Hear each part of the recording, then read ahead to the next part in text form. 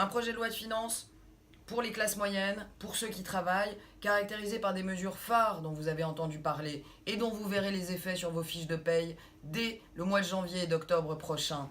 Vous allez voir la diminution, la suppression des charges sociales sur vos fiches de paye. Vous allez voir la diminution, la suppression progressive de la taxe d'habitation. C'est 11 milliards de baisse d'impôts que nous avons votés dans ce projet de loi de finances pour tous les Français, toutes les classes moyennes. Mais ce sont aussi des mesures qui se trouvent dans le projet de loi de financement de la sécurité sociale, pour ceux qui travaillent, avec la remise à plat du système du RSI, mais aussi avec l'année blanche pour encourager ceux qui montent une entreprise, les encourager à prendre leurs risques. Un projet de loi pour le travail.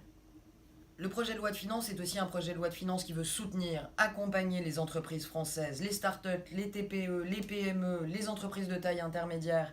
Comment?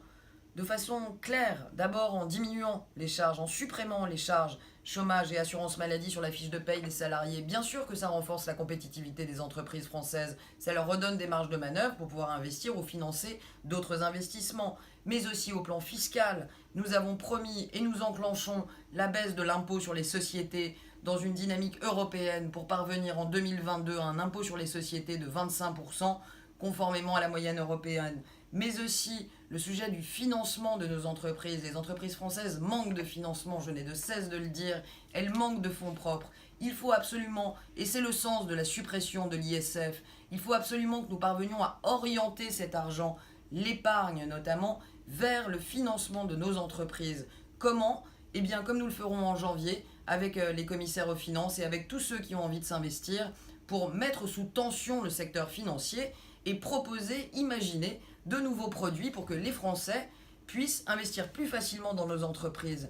Voici des mesures extrêmement concrètes qui étaient attendues et appelées de tous et qui sont aujourd'hui mises en œuvre au sein du projet de loi de finances que nous portons.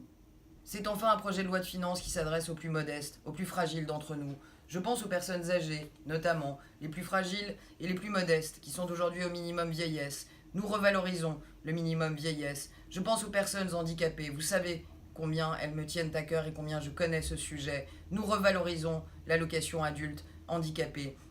Et puis je veux aussi parler de ce que nous allons faire pour les familles monoparentales. 36% des familles parentales, les enfants de familles parentales, vivent sous le seuil de pauvreté. Ça n'est pas une situation possible en 2017 et nous avons pris des choix importants dans le projet de loi de financement de la sécurité sociale pour soutenir les parents seuls qui ont des enfants et qui ont souvent des difficultés pour les faire garder et pour retrouver un travail. Un projet de loi pour ceux qui travaillent, un projet de loi pour les entreprises et ceux qui embauchent et un projet de loi qui a toujours en permanence de protéger les plus fragiles d'entre nous.